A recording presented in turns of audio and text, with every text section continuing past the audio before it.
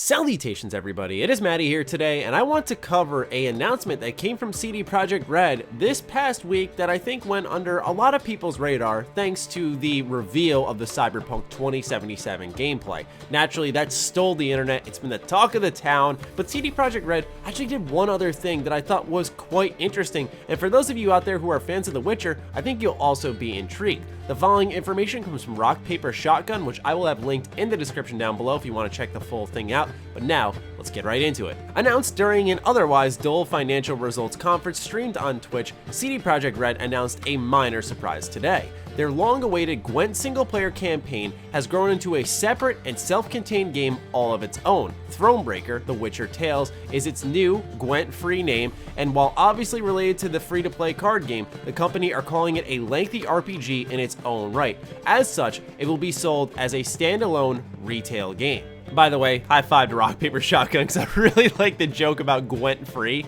You know, rent free, get it? It's pretty funny. Wow. During the conference, CD Projekt Red were keen to emphasize that Thronebreaker is an RPG first and a card game second. They said it will offer over 30 hours of story with the usual Witcher-style moral decisions to be made, with combat and other such moments of action resolved through Geralt's favorite card game. CD Projekt Red also said that while Thronebreaker is obviously aimed at existing Gwent fans, they hope to appeal to fans of the Witcher series who are looking for more stories set in its grim and grimy world of fantastical medieval politics. This little blurb right here also confirms that the writer of the Bloody Baron questline from The Witcher 3 is involved in this project, which is hype for me because I think that was the best part of the whole main story of The Witcher 3. But it sounds like it has far outgrown its original concept. If nothing else, it's nice that Thronebreaker will still exist even if Gwent fizzles out at some point down the line. And perhaps they could be preparing for some type of sizzling out, considering that Gwent is yet to be available on mobile devices,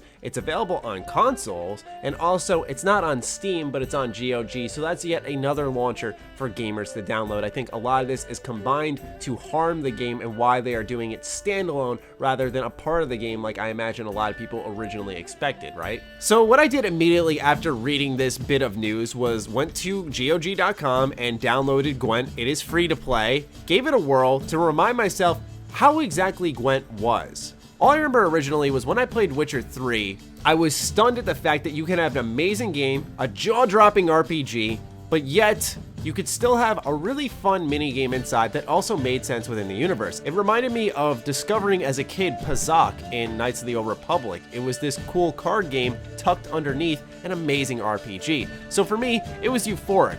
When I played the free-to-play game, I was really impressed by some changes to the art style, a little bit of cel-shaded use, bringing back the original voice actors, of course, from the Witcher series, and I forgot how addicting Gwent instantly becomes. The concept of this card game is easy to grasp, which can invite players in almost immediately. It's all about building more power on the board over the course of 3 rounds. It's not like a lot of other card games where it's about draw power. This is spread into 3 rounds, so sometimes you might want to lose a battle in the second round so you can go all in on the 3rd round while your opponent has blown it all away early on.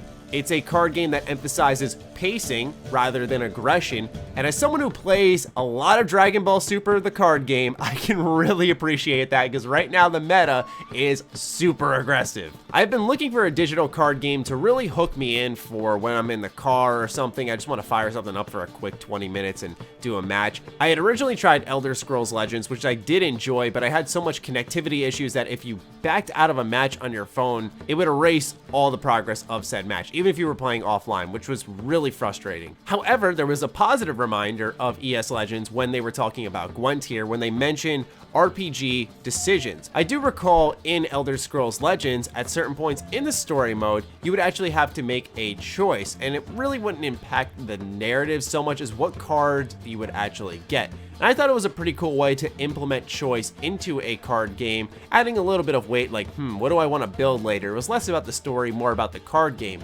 But I'm also interested in seeing how CD Projekt Red plans on bringing moral implications into a card game, being an RPG first and a card game second. Now, some of you may not know this, but Thronebreaker was announced around this time last year, and it was originally going to be a campaign put into Gwent. but now they're doing their own standalone thing, as I just mentioned earlier. So that's why to me this is so significant, especially because you can see in the teaser trailer here, it shares a lot of the same art style that the Gwent game does, and I really like that. It's a fresh take on The Witcher. It almost reminds me in a way of a Telltale game. I think this can also tack on to a news bit that we had talked about back at E3. The following information comes from Cinema Blend, and I will have that link down below as well.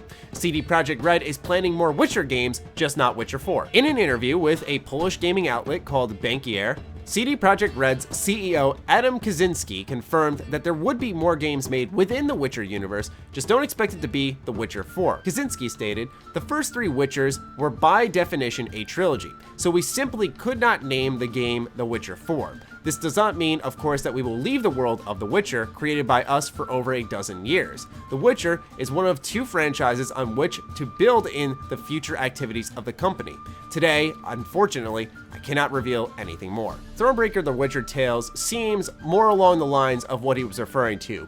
Tiny spin-offs in the universe to maintain fans, to keep them happy, pretty much consider it the Elder Scrolls treatment after Skyrim. I think it'll be a while before we see a main entry in the Witcher series, whether we take control of Ciri or we get a whole new take on the Witcher franchise, because I know a lot feel that the story for Geralt is done after Blood and Wine, or will it continue to be spin-offs like this? I have to say though, when they say RPG first and then free-to-play card game second, that's really what pulled me in, and they're trying to appeal to Witcher fans. That's exactly how you do it. But also keep in mind, folks, like I said, this is free to play, so it's worth a shot at the very least. Quick download, but also it's a damn good card game. So if you're interested in that type of stuff, maybe you need a reminder on how fun Gwent was in The Witcher 3, because you may be like me and I haven't played The Witcher in a good while. So scrape out the fog from that memory, give it a download, and let me know what you think of this under the radar announcement by CD Projekt Red. I'd love to hear your thoughts. Other than that, follow me on Twitter, like me on Facebook. Those links are in the description down below, along with my Patreon. Do consider supporting that, as it fuels all the content we create here. Stay sexy, stay active. I love you all. Peace.